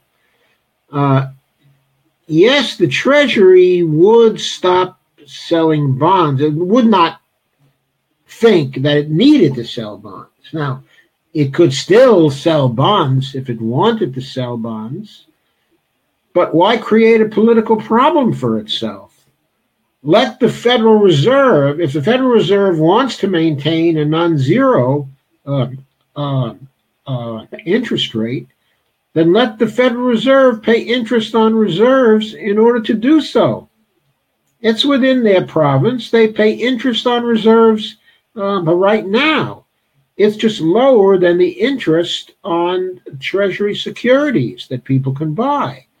So if they want to, they can raise the IOR, the interest on reserves that they pay right now.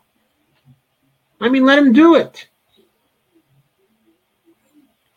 But the interest on reserves that they pay out is something that gets spent into the economy, either the world economy or the domestic economy, okay, as earnings for the relatively wealthy corporations and people who have accounts at the Federal Reserve. Now, one thing we could do about that is to allow everyone to have accounts at the Federal Reserve banks so they could earn the interest on reserves too. I mean, what's wrong with that?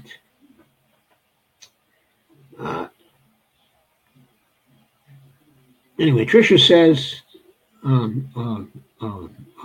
anyway, she says first, a leader among peers, what does that mean? I'm not sure I understand.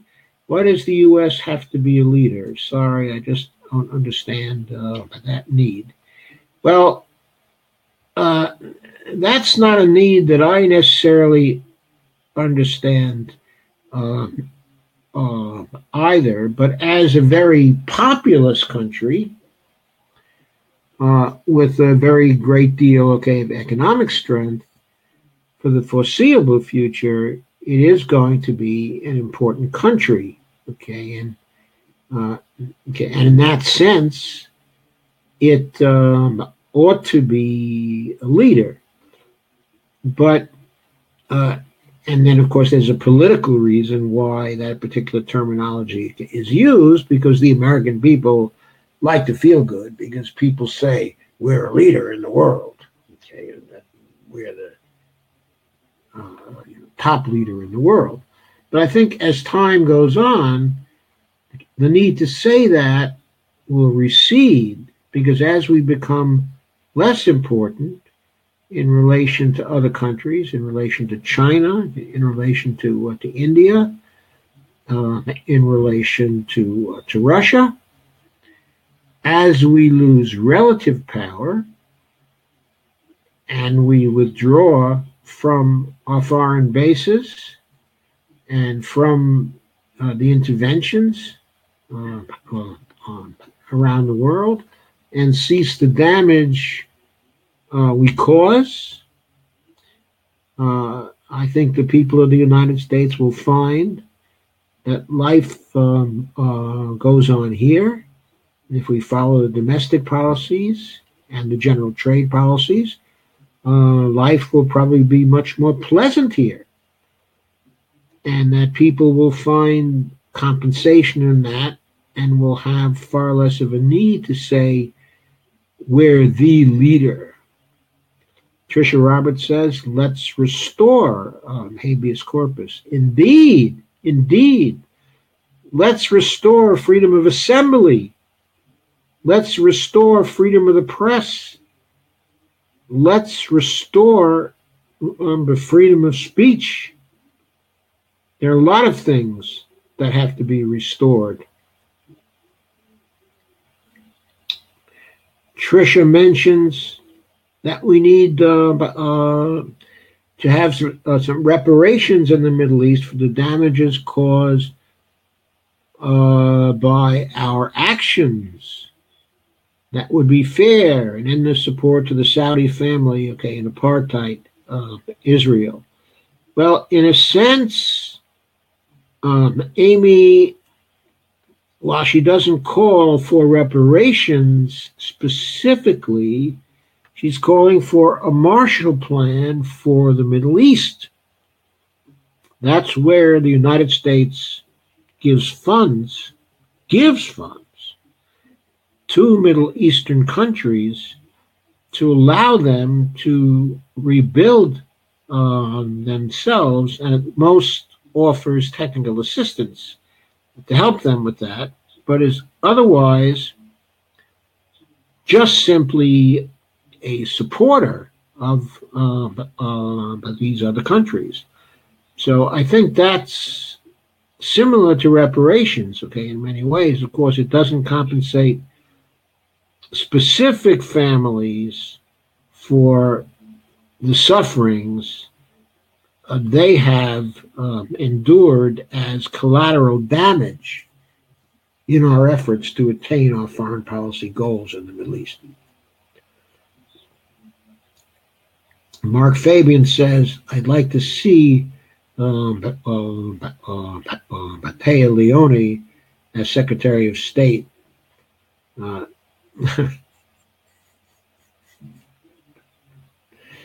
Tricia says, that's one big propaganda show. It is. I'd like to see Ajamu Baraka as president, says Trish, and hopefully he will be completely on board, with MMT. Well, as long as he's on board, with OCF, that will be on board with enough to do an awful lot of good things. So I guess we should be switching my memes, from MMT to OCF. I'm not, necessarily saying that. What I'm saying is that we need some memes on OCF too. We have to educate about that. And Tricia says, OCF, I didn't know about that until now. Thanks, Joe. You haven't been watching all the other shows I've done since OCF, Trish? I've been doing shows on OCF since the end of November. I didn't always call it OCF, but I think I began calling it that certainly by December 1st. And by the Tim Canova show, I was calling it that when he and I had a very long discussion, on OCF. Anyway, I've been pushing it in every show. Dave Pilkington said, I tell people to check out MMT after we have a discussion related to MMT ideas. That way they're already open to ideas and become interested in the subject. And that's a very good way to do it. Joe, would you invite Ajamu Baraka on to talk more about MMT, and OCF? I'd really like him to get totally on board with it. Yes, I will invite him. I think that's a very good suggestion, Trish. I'll try to work him into the schedule as soon as I can. And Cora, Emmanuel asks, can we get Kenneth Mejia on to talk about OCF? I think he'd be on board. Well, I'll try to get him in too. Thanks. I have different time zones, Joe. I know, Tricia, I know. I try to keep up. I'm a bit dim sometimes. I might have missed it. I never noticed anything dim about you, Trish. Cora says, I remember you talking about it, Joe, before you called it OCF. Ah, I see. Okay. Are there any more comments? We're approaching hour 2, and we seem to be running down a bit. Anyway.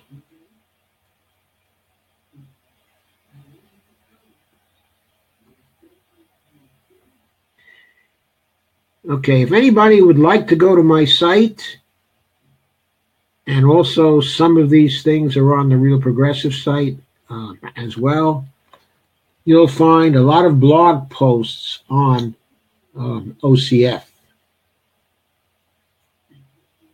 The first one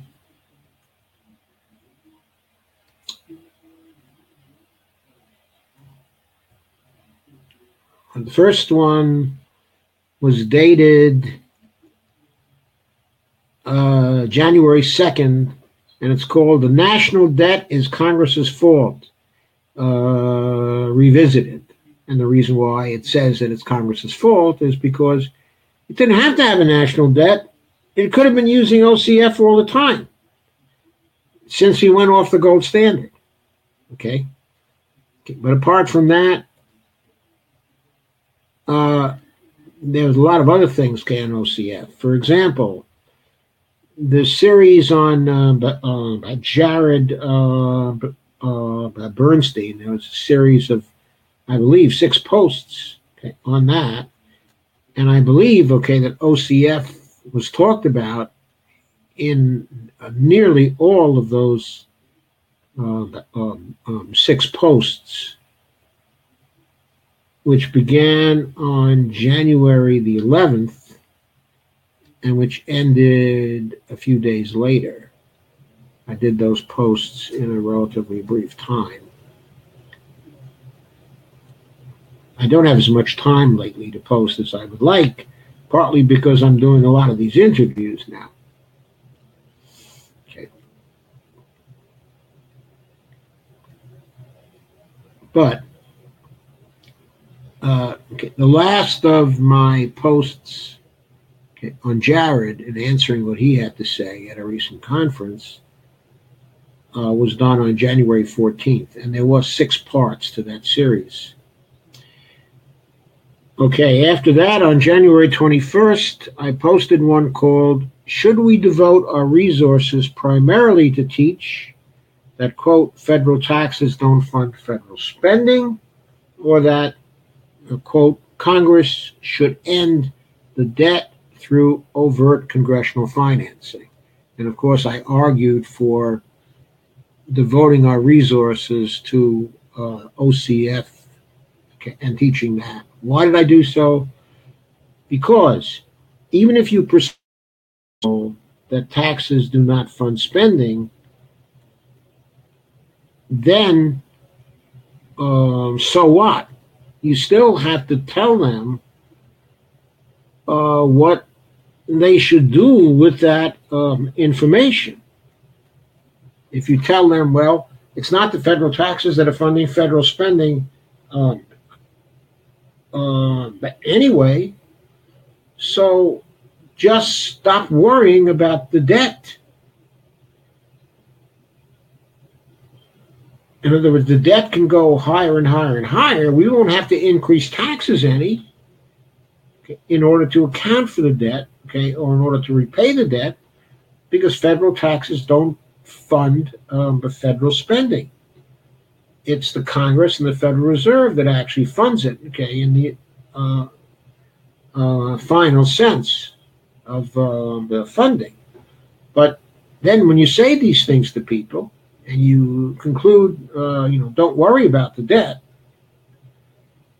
are they going to stop worrying about the debt, or are they going to continue to worry about the debt every time they hear or see a post about basically trying to terrorize the public because the debt is so large? In other words, you'll still be swimming upstream after you taught them that federal taxes don't fund federal spending. They still have to decide, what should I do? Now, the standard kind of MMT response to that is, well, repeal the debt ceiling law. Repeal the debt ceiling law, And then just don't worry about the debt.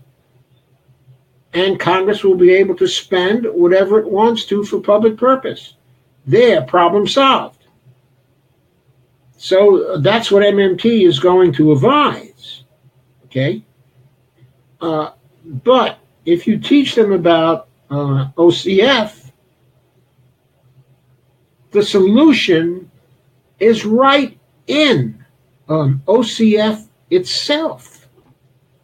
That in itself actually provides the solution, because not only does it fund spending directly going forward, but it also ends the debt. So, anyway, then on January 28th, I wrote one on permanent cures for the debt ceiling crises, and I outlined all the main cures, including overt congressional financing.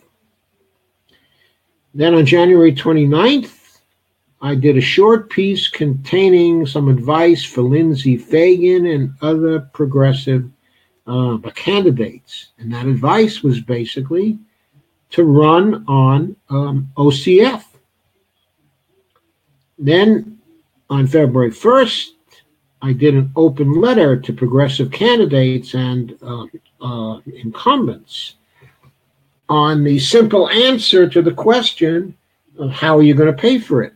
And the answer, of course, was OCF. That was done on February 1st. And then finally, my last post was on February 7th. I haven't had time to blog since then. And it was entitled, As the Debt Ceiling Approaches, a Fiscal Myth Echoes Across the Landscape of Politics. And that was about the fiscal myth, which the right wing was going to start circulating as the debt ceiling approached. And it explained why that was a fiscal myth and recommended using OCF to diffuse the fiscal myth.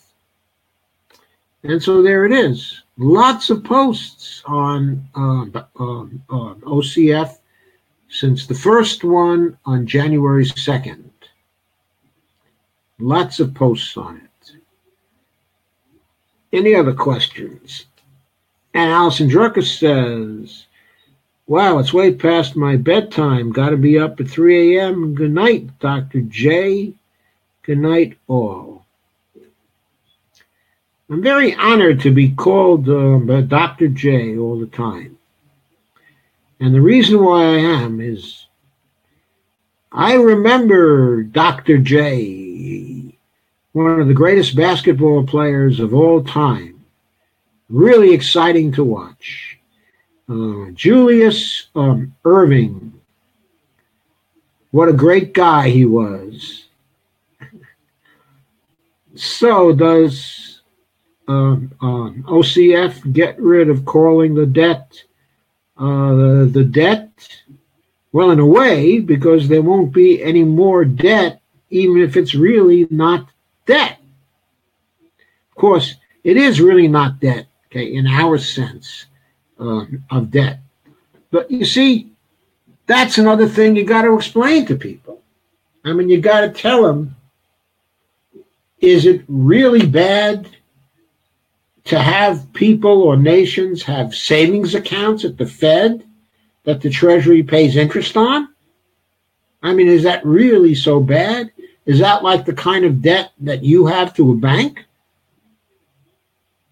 And then you can explain why, no, it's not really like that, because we have a monetary sovereign government that can pay off any such debt, just like banks can pay off their certificates of deposit when they fall due. Claudia Tuttle asks, what is going on? Well, Claudia, I regret to say, I'm not sure what you're referring to. And Mark Fabian says, that centrist who won Toomey's seat is hot right now. He could use an education. You mean Connor Lamb?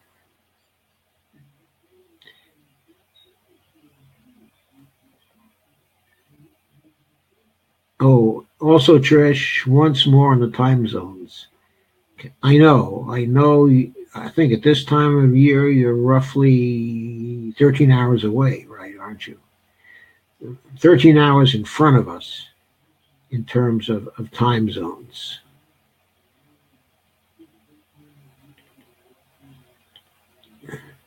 I know.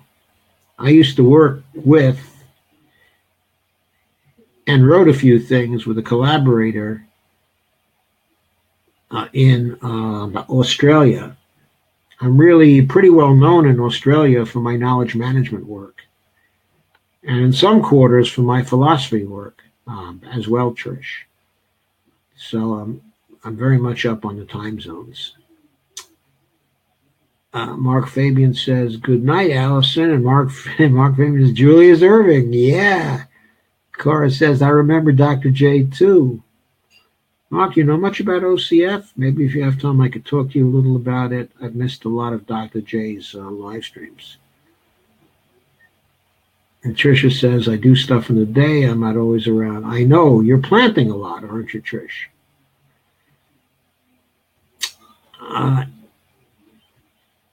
And Cora says it's also just as hard to educate Greens, etc., that we really don't print money. Eye roll. And Mark says, sure, Trish. And Trish says, I'll write you soon. And she says that and a lot more.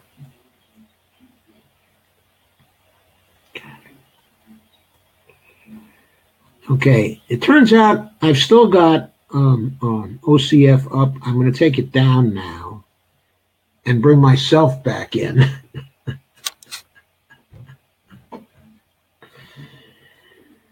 Okay, so everybody, are we done for the night? Or do you still have some more you want to say?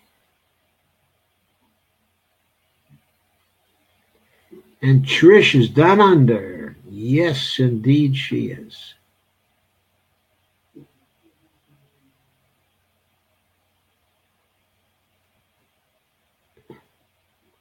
Anybody else have any comments?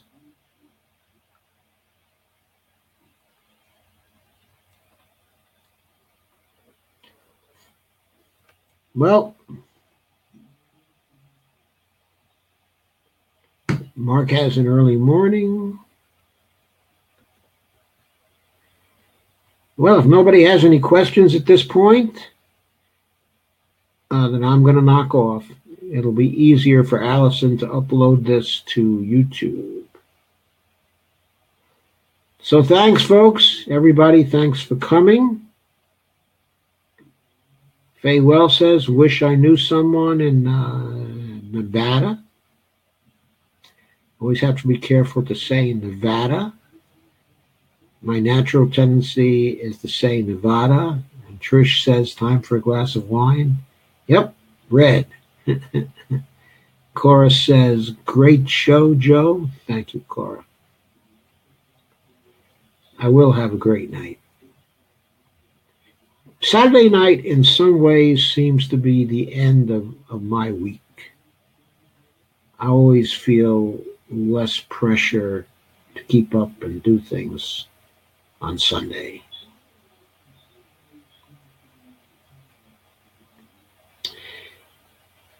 Okay, everybody, I'm going to end it now. So thank you again very much. And good night.